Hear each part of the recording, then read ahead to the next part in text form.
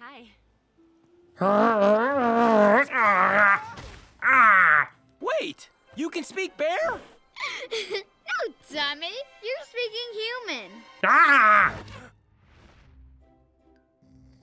Great, even Boo's just ain't up to the task. No other bears seem to be... Oh god, I don't know how much more I can take.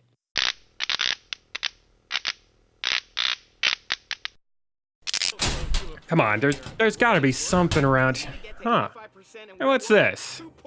Ah, yeah, I remember this. To really get a good picture of this, you have to go back. You know, like most of my material. The 80s. Age of hairbands, new coke, and drugs everywhere.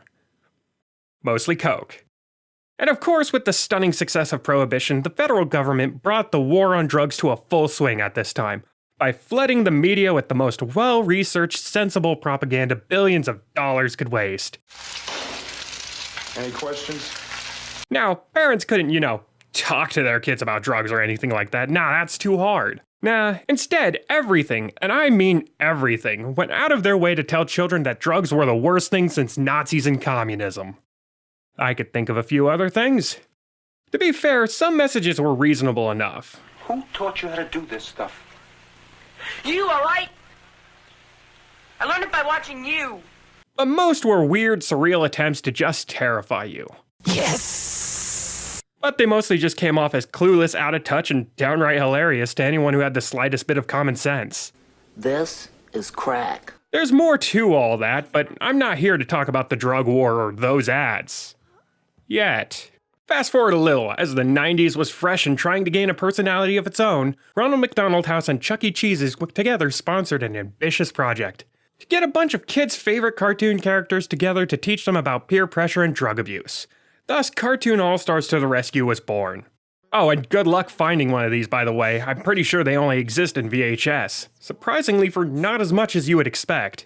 But seeing as VCRs mostly all disappeared after the double 20s, most people's best bet is just to find it online somewhere. Neither Fuzzy Images Productions nor any of its employees or public faces condone the act of piracy for legal reasons, and are required to place this disclaimer purely for our own protection. We would also like to remind any possible right holders of the Fair Use Clause, Section 107 of the Copyright Act, which permits the limited use of copyrighted clips and materials for the purposes of review, education, and parody, which this video falls under.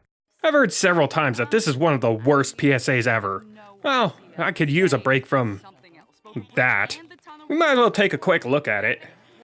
Opening up to the most uneven neighborhood in America, we start off pretty quick as a piggy bank is stolen right out of a little girl's room. This great heist is of such concern that it prompts all of the cartoon characters in the room to break the fourth wall and help Corey find her stolen pocket change. As I said before, the studio got the rights to multiple characters, and mostly for free even. And Jesus, did everyone want to be in this. Alvin and the Chipmunks, Looney Tunes, Winnie the Pooh, Muppets, even Alf and Garfield. I can't help but feel a little out of place. They seem more like they would advocate drugs than be against them. No food in sight. It's not long before we find out that it's Corey's own brother, Michael, that stole the piggy bank, who has supposedly been acting funny ever since he started hiding a box under his bed. As well as becoming a teenager. That kid's got a one-way ticket to Nowheresville. Simon suspects drugs. Oh, my. What kind of drugs? Well, good question, because it looks like he's huffing cat turds out of a loofah to me. And I'm not even sure what that is. Looks like a tiny UFO. Ah, fuck it, I guess I'll try it.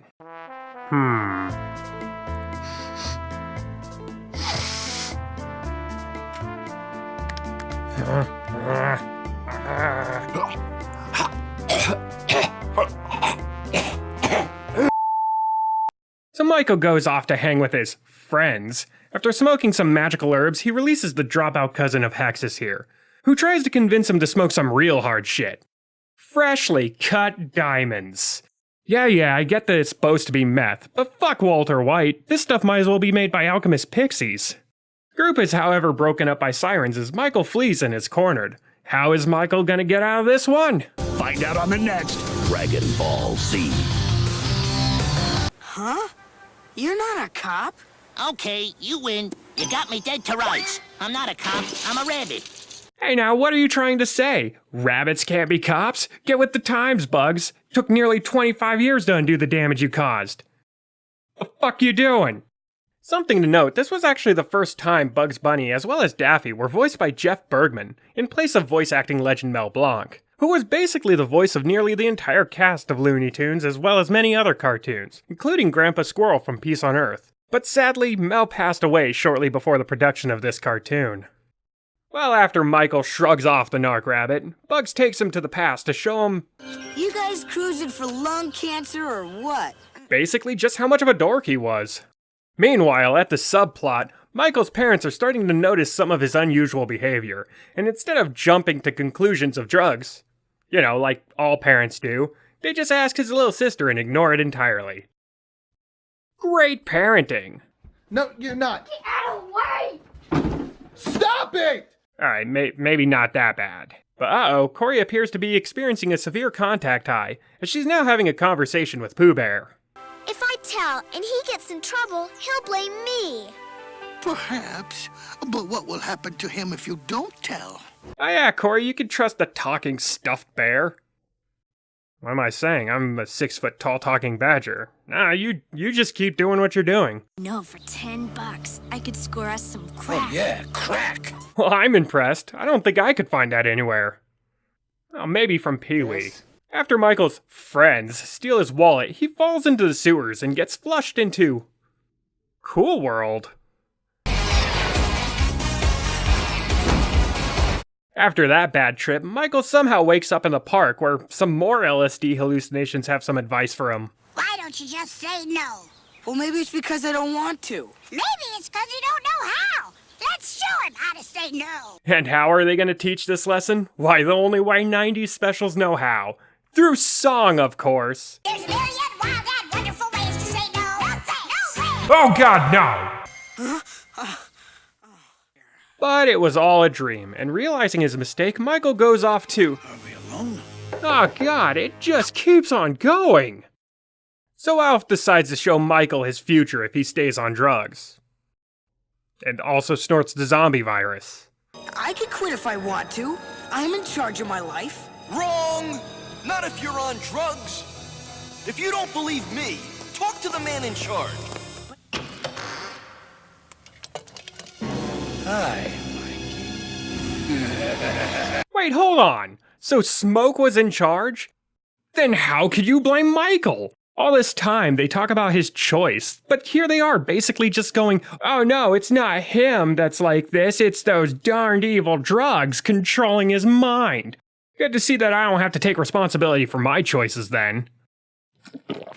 While Michael deals with his existential crisis, Corey comes in and finds her brother's drugs. Seeing this gives Michael the strength to fight off Smoke's supposed mind control powers, and of course, Michael decides to not do drugs anymore.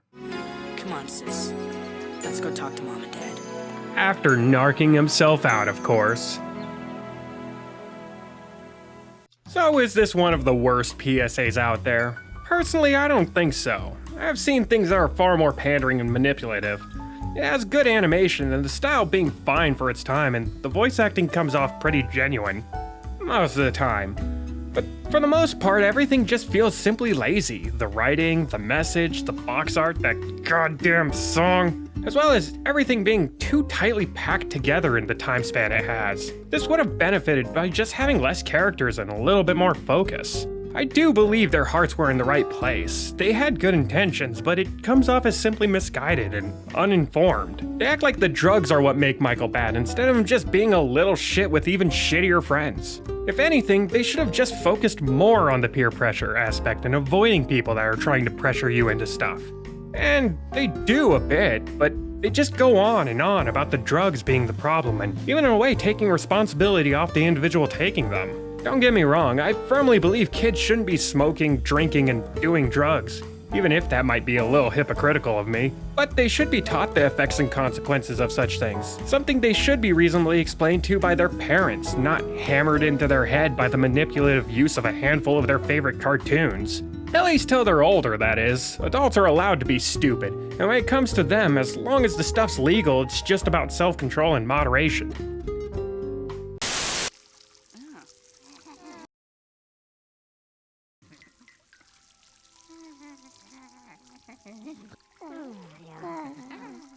Whatever.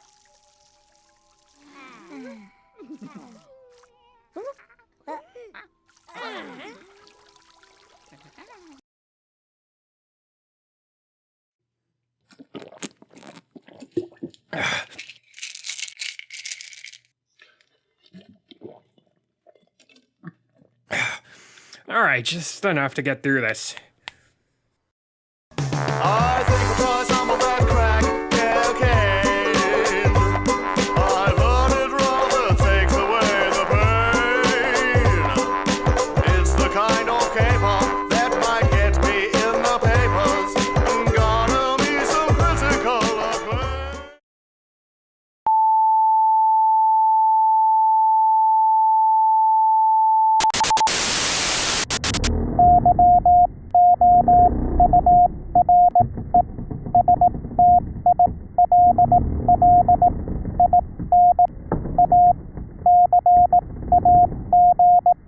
What could possibly go wrong?